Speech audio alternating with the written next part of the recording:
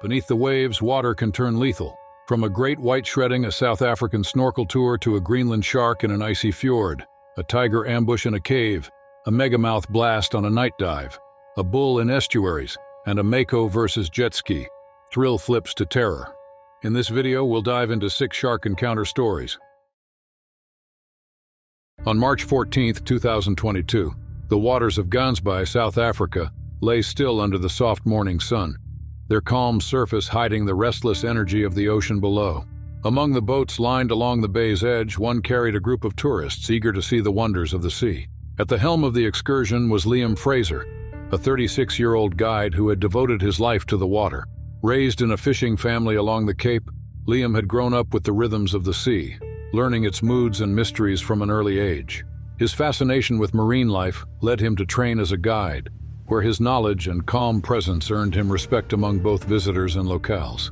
Liam was known for his patience, often reassuring nervous swimmers with his steady tone and confidence.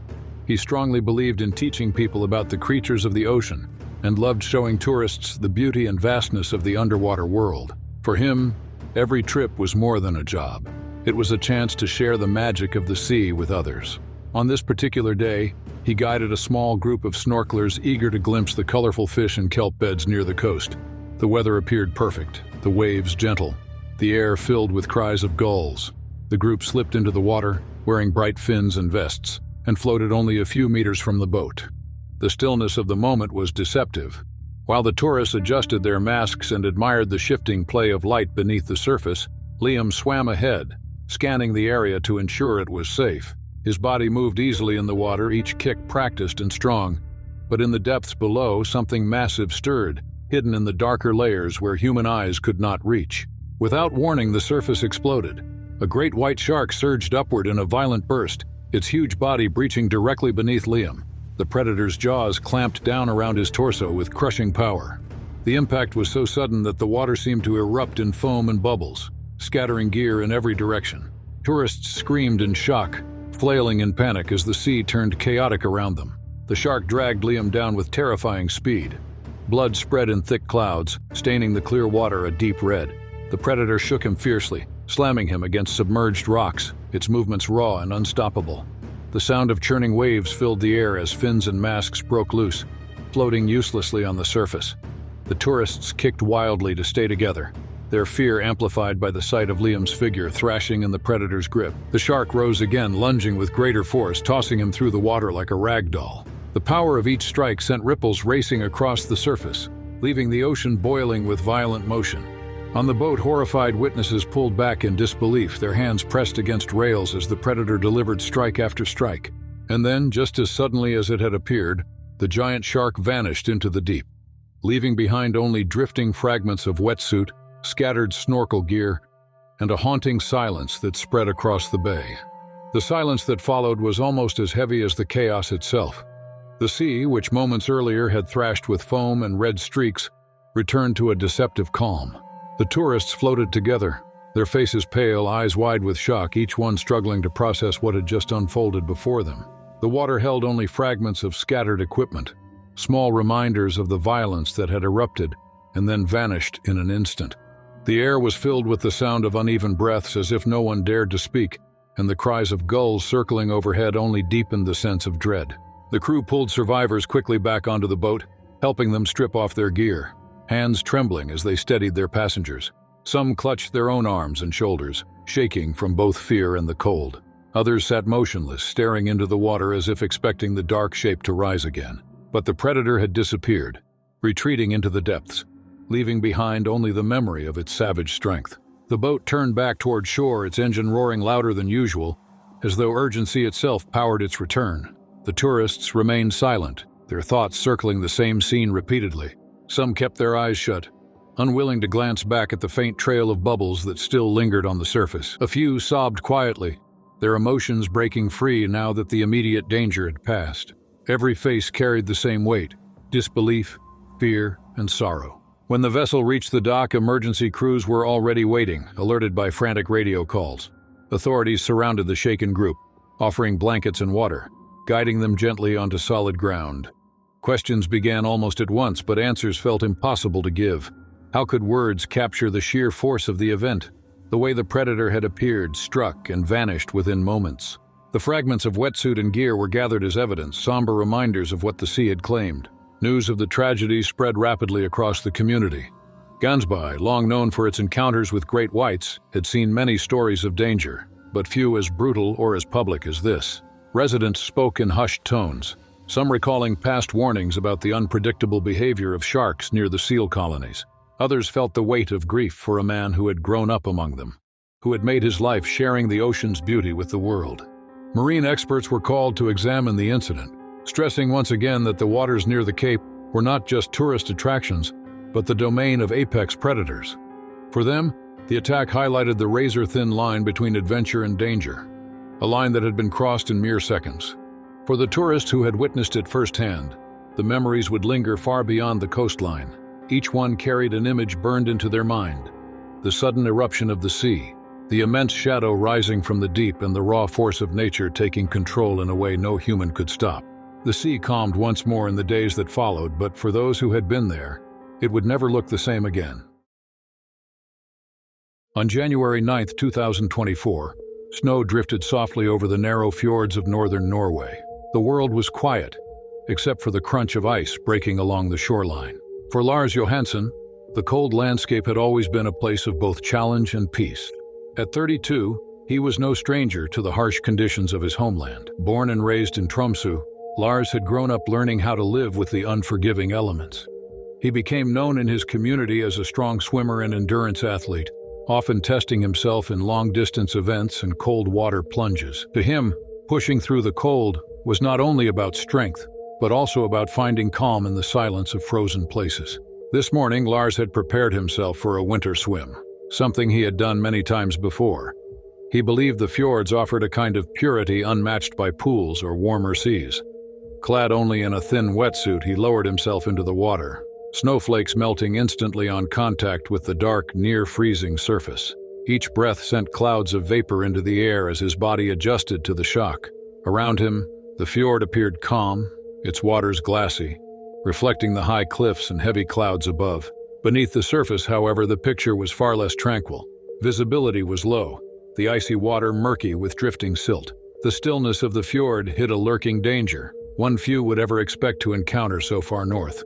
Greenland sharks, ancient predators that could grow to immense size, sometimes patrolled these waters. Slow but powerful, they had roamed the Arctic seas for centuries, unseen by most humans. As Lars swam out toward a shelf of floating ice, he felt the sting of cold press deeper into his muscles.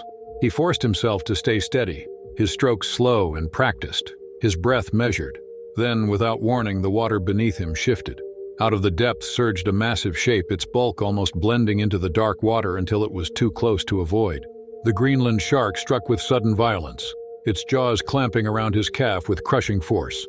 Pain shot through Lars as the predator twisted, dragging him sideways into the shadowed depths. He kicked wildly, his arms thrashing, fingernails scraping against jagged underwater ridges of ice. Blood poured into the water, swirling upward in thick clouds that mixed with the snow falling above. The predator rammed against him again, bumping and testing, each motion strong enough to shake his entire body. The cold became sharper as his body struggled against both pain and the icy current. Lars clawed at the slick edges of ice, his skin tearing as he tried to haul himself upward. The shark lunged again, smashing into his legs, splashing water in all directions. His limbs ached, his breath shortened, and the world seemed to blur into red and white. And then, almost as quickly as it had come, the predator released its grip. The shadow slipped back into the dark layers below, leaving the surface eerily calm once more. With every ounce of strength left, Lars pulled himself onto the icy platform, bruised and bleeding, gasping in the frigid air as the fjord closed behind him.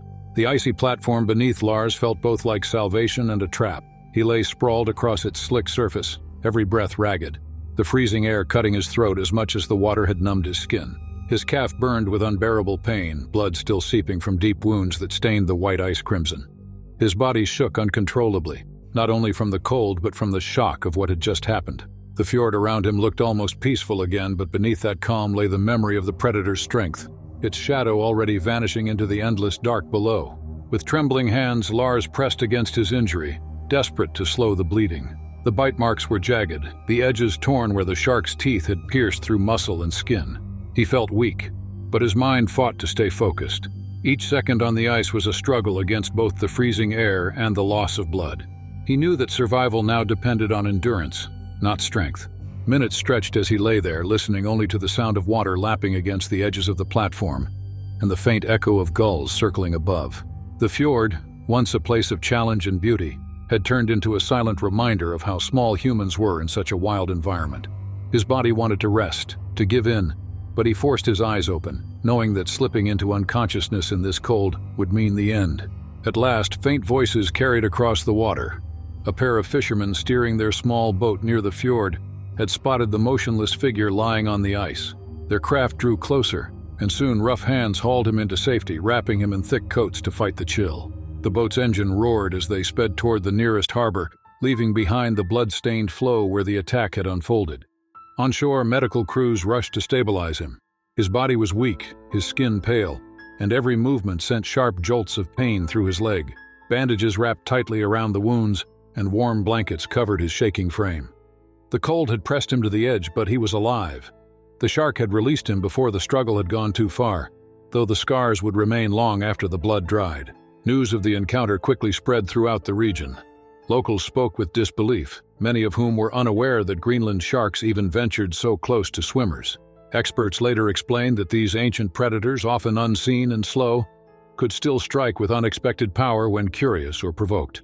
The idea unsettled many, for if even the frozen fjords could harbor such danger, then no corner of the sea was truly predictable. For Lars, the experience marked more than an injury. It became a moment that split his life into two parts: the time before the bite and everything that followed. Each scar across his leg told of the sudden violence of that day, of survival torn from the jaws of an animal older than history itself. The fjord returned to silence in the days that followed, but for him, its calm surface would always hide the memory of the shadow that rose from the depths. On March 3, 2025, the turquoise waters of the Bahamas stretched calm and still above the surface, but beneath them lay a maze of twisting caverns that had long captured the fascination of divers. Among those drawn to explore these submerged passageways was Adrian Wells, a seasoned diver from Florida, known for his passion for underwater caves.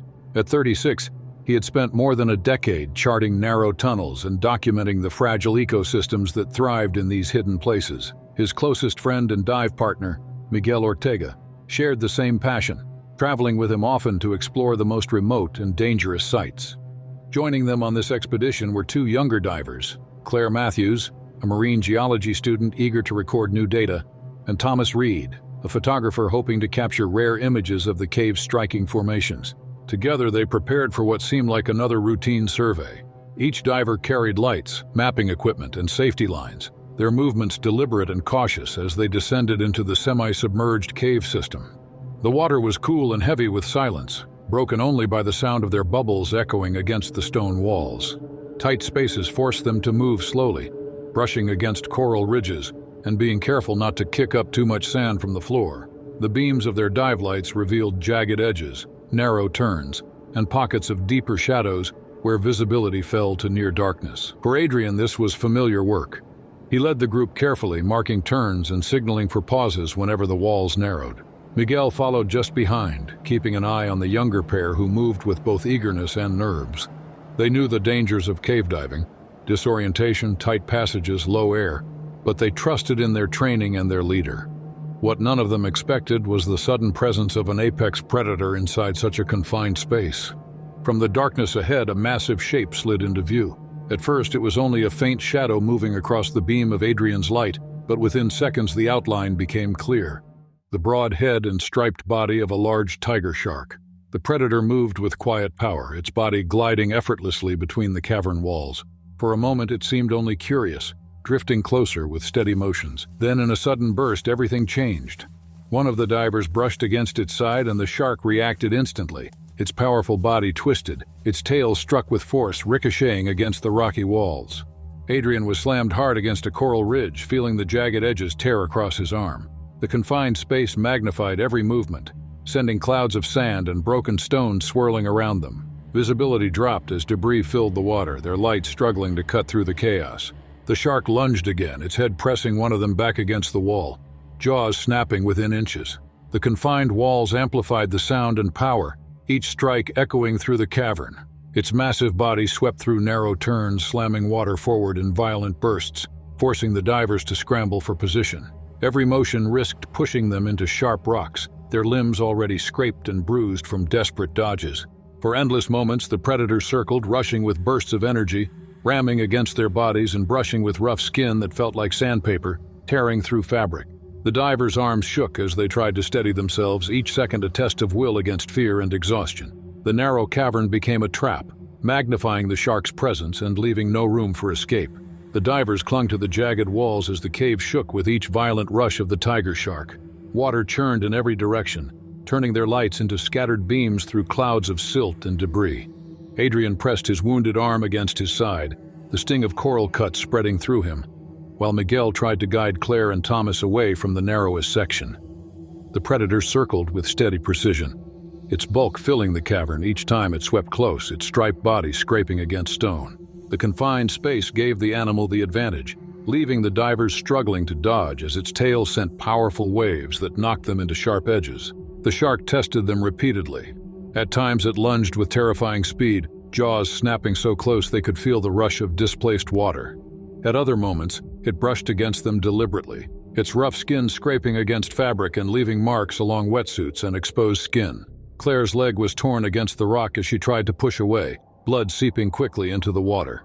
Each streak of red added to the tension, the predator's motions becoming sharper, the passes closer. Thomas lost grip of his camera as another tail strike slammed him into the wall, the equipment tumbling into the shadows and vanishing in the murk. Time slowed as the group endured the assault, their lungs aching from the strain of controlled breathing and their bodies battered by repeated strikes. Each second brought the risk of a final lunge that could end the struggle instantly. Yet after what felt like hours, the predator shifted.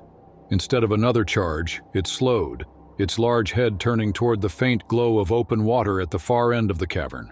With a few powerful sweeps, it glided away, vanishing into the deeper passages as suddenly as it had appeared. For long moments, no one moved. Their hearts pounded in the heavy silence left behind, ears ringing with the memory of tail slaps and snapping jaws. Slowly, Adrian signaled them forward. Each diver moved with caution, dragging themselves along the walls until the beams of their lights finally revealed the wider opening of the exit. When at last they surfaced, gasping into the open air above the lagoon, the relief was overwhelming. Once aboard their small support boat, the extent of their injuries became clear. Adrian's arm was torn and bleeding from coral scrapes. Claire's leg was cut deeply where the stone had sliced her as she evaded the predator. Thomas was badly bruised along his ribs from repeated slams into the walls. Even Miguel, who had managed to keep the group together, bore gashes from where the shark's body had brushed past him. None of the wounds was fatal, but each carried the marks of how close the encounter had been. Word of the attack spread quickly among local divers and guides. Many had known the risks of cave diving, but few imagined a tiger shark would force its way into such confined tunnels. Experts explained that the predator may have been drawn in by movement and disturbance, its behavior amplified by the tight quarters. For the divers, the cave would never be the same. What had once been a place of discovery now held the memory of thrashing water, snapping jaws, and the inescapable weight of the predator's power. On August 12, 2015, the waters off the coast of Japan shimmered with streaks of bioluminescence as night descended. Among the small cluster of divers preparing for research, Hiroshi Tanaka stood out as the most seasoned of them all. At 39, he had built a reputation as a skilled marine biologist, dedicating his career to documenting rare aquatic life. His fascination with deep-sea creatures began in his youth, when he often wandered the shores near his hometown, collecting shells and jotting down notes about fish. By adulthood, his work had taken him across oceans, but this night held a unique purpose.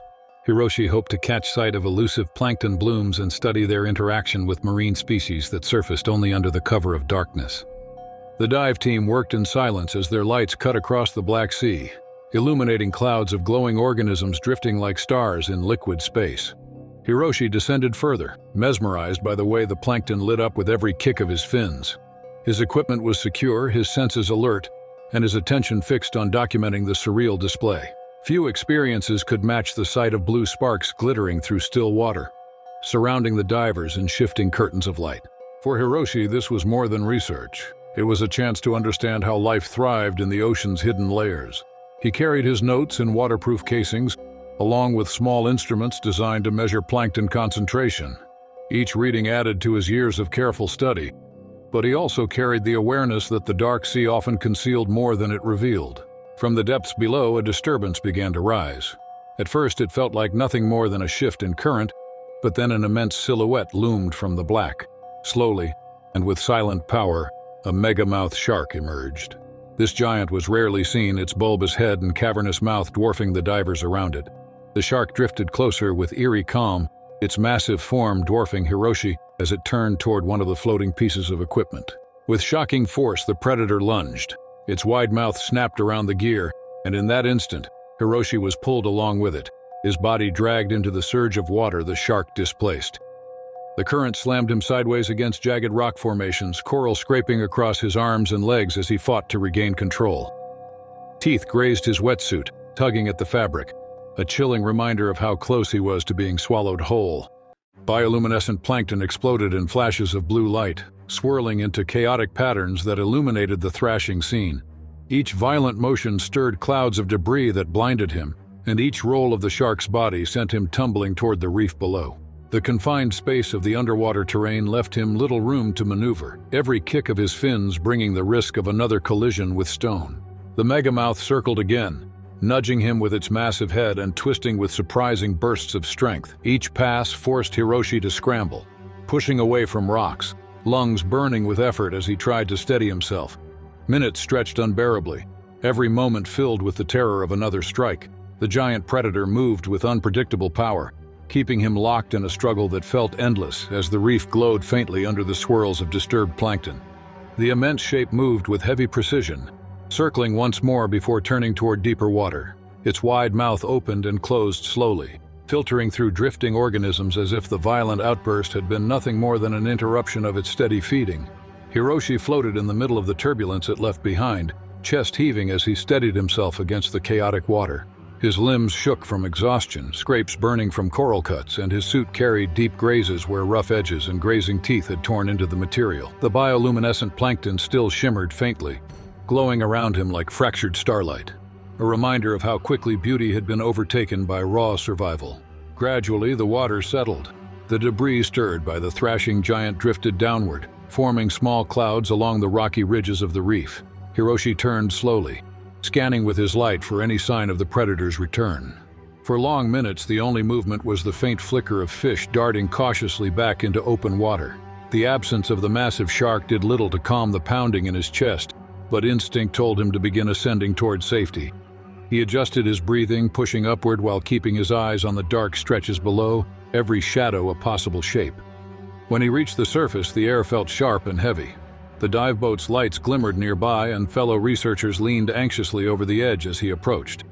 They pulled him aboard quickly, noting the torn gear, the bruises on his chest and the streaks of blood where coral had scraped his skin raw. Though shaken, Hiroshi remained conscious, his mind racing with a mix of relief and disbelief at what had just happened.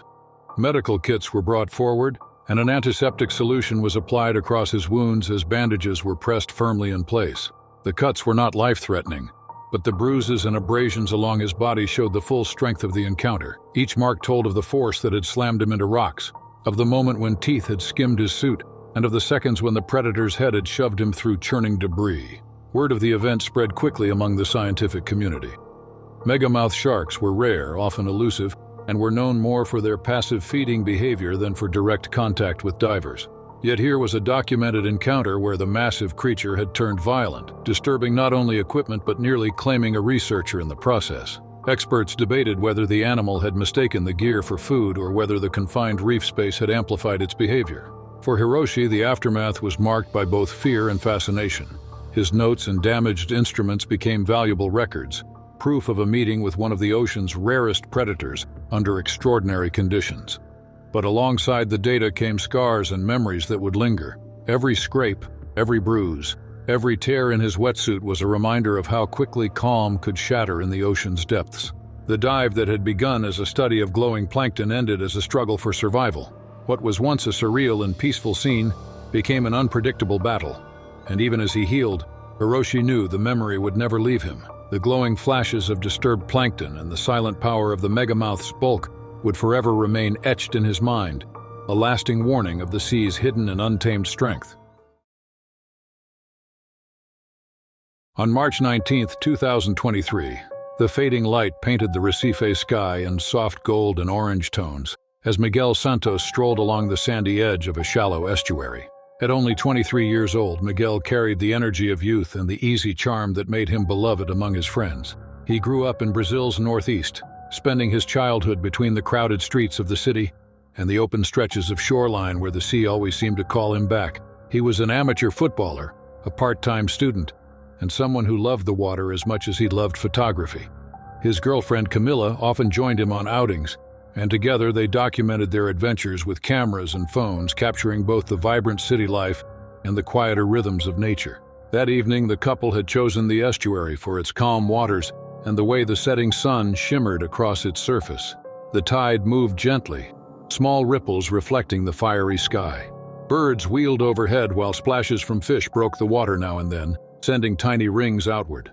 Miguel and Camila laughed as they posed along the shallows, water only reaching their thighs. The warm air was still, broken only by the clicking of the camera and the sound of their movements as they splashed playfully. Neither of them noticed the silent shape moving beneath the surface. Hidden by the murky water and stirred-up sand, a large bull shark cruised slowly toward the estuary's edge. Drawn by the commotion of fish and the splashing of human limbs, it moved with powerful sweeps of its tail, navigating between submerged roots and debris scattered across the channel. The calm surface gave no sign of what lurked below. Miguel shifted further into the shallows, adjusting his stance for another picture. His bare legs sent vibrations into the water, each movement rippling outward. In that instant, the predator surged upward. With an eruption of force, the shark's massive jaws clamped around his leg. The bite tore through flesh and bone, the sheer power dragging him off balance and into the deeper pocket of the estuary. Camila's laughter turned instantly into terror as she watched Miguel vanish beneath a violent splash. He twisted and kicked frantically, but the shark shook him with brutal strength, slamming his body against the tangled roots beneath the surface. His wetsuit tore, water filling with clouds of sand and blood. Camila lunged forward, her camera slipping from her hands into the current as she tried desperately to reach him. The shark struck again, jerking him sideways with explosive force. Foam and bubbles rose as Miguel's limbs thrashed against the surface, his movements growing frantic in the predator's grip. The estuary that had moments before glowed with golden calm now churned with chaos, its silence broken by the sounds of splashing, thrashing, and Camila's panicked cries. Within seconds, the violence reached its peak. The bull shark dragged Miguel beneath, the water swallowing both man and predator into a clouded storm of blood, sand, and broken gear. Camila reached into the waves, but all that remained on the surface were fragments of clothing, a drifting fin, and the red-stained tide. The suddenness of the attack was absolute, leaving no warning, no chance for escape, and no time for anything but the raw display of power that ended in silence. The surface of the estuary grew still again, but the silence carried a heavy weight. Camila stood frozen, her arms trembling in the shallow water as she searched for any sign of Miguel. The golden reflection of the sunset now seemed harsh against the waves stained by drifting patches of red. A few scraps of torn material and his floating gear circled slowly in the current, carried outward toward the wider channel. The camera she had dropped moments before lay out of reach, vanishing into the dark below. Her breath came in sharp gasps as she realized there was nothing left to grasp, nothing left to hold on to. Fishermen nearby had heard her cries and began steering their small boat toward the scene. By the time they reached her, Camila had stumbled onto the sandbank, knees buckling beneath her. They pulled her away from the edge and searched the water desperately, but there was no trace of Miguel. The murky conditions of the estuary hid everything below, and the predator that had taken him was already gone, slipping back into the depths where sight and sound could not follow. News traveled quickly. Local rescue crews were summoned, their boats combing the water with nets and lights as night closed in. The estuary that had moments before been a place of beauty turned into a crowded zone of flashing sirens, hurried voices, and grim preparation. Divers entered cautiously, aware of the danger that still lingered, but hours of searching yielded only fragments of equipment and shredded fabric carried by the current. The tide pushed debris toward the shore, a reminder of the violent seconds that had unfolded. Camila sat wrapped in a blanket on the sand, her eyes fixed on the dark surface. Shock left her unable to speak, the images of Miguel's final moments repeating endlessly in her mind. Friends and locals tried to comfort her, but nothing could erase the raw memory of what she had witnessed. The suddenness of it, The way the predator had erupted from the calm haunted her as deeply as the loss itself. Authorities later confirmed what had happened. Bull sharks were well known in Recife, often drawn into rivers and estuaries where fresh water mixed with salt. Their aggressive nature and tolerance for shallow depths made them among the most dangerous predators to humans. The attack on Miguel was described as swift and powerful, a lethal strike delivered with no warning. Experts explained how the murky water and splashing would have triggered the shark's predatory instincts, turning what seemed like a harmless moment in the shallows into a fatal encounter. In the days that followed, tributes poured in from those who knew Miguel. Friends remembered his energy, his love for the ocean, and the countless photographs he had taken during his short life. The beach where the attack happened became a place where candles were lit and flowers were placed, each one a quiet symbol of remembrance. The estuary returned to calm, but for Camilla and those who had witnessed it, the water would never look the same again. The golden sunsets that once reflected beauty now carried with them the memory of how quickly serenity had turned into horror, a lasting reminder of the bull shark's power and the fragility of life in its territory.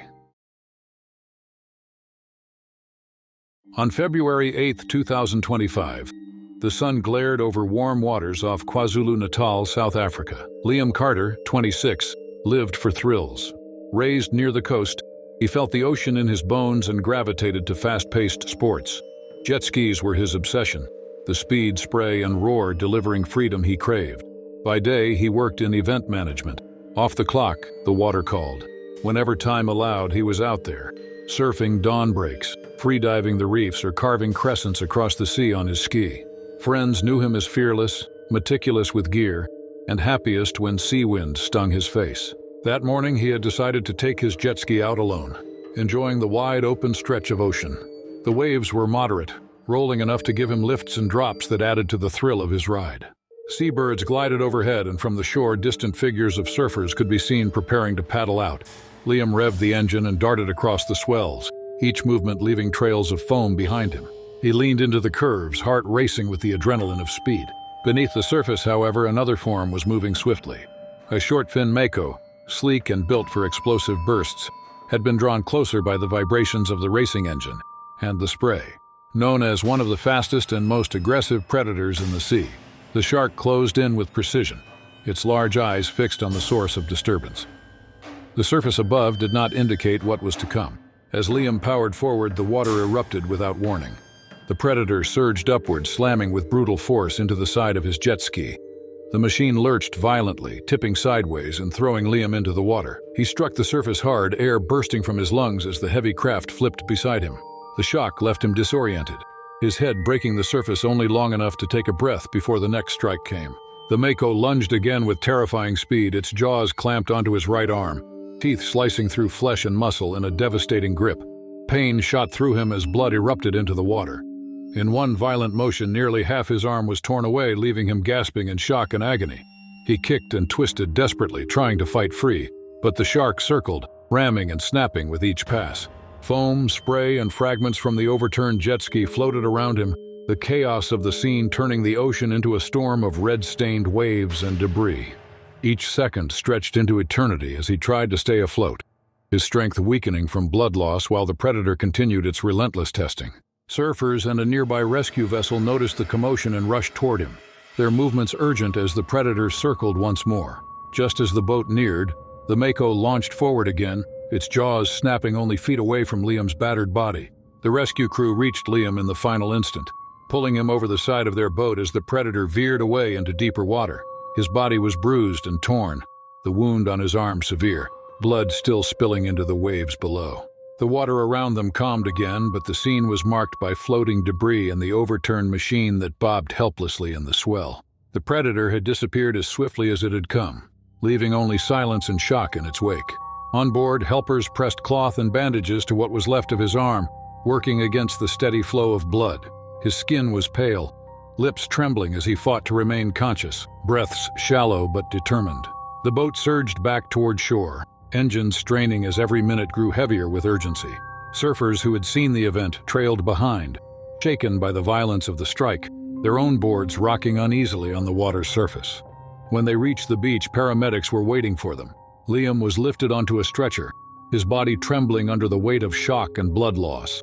The wound was bound tighter, fluids connected, voices hurried and firm. His eyes opened weakly, fear and pain clear, but he clung to the effort of survival as he was carried toward the ambulance. News of the attack spread quickly through the community. People along the coastline gathered in stunned silence, their faces pale as they watched the emergency vehicles speed away. The ocean, which had moments before echoed with laughter and thrill, was now a place marked by dread, its beauty overshadowed by the raw reminder of danger. Experts later confirmed the strike as typical of a short-fin mako, drawn by speed and commotion. Locals were reminded that even the most skilled swimmers and riders were vulnerable when predators moved close to shore. Liam's survival depended on the quick action of those nearby, though the injury would leave him forever changed. The waves settled again, but for those who had witnessed it, the memory of that day would remain etched in their minds, a sharp warning of the thin line between adventure and disaster.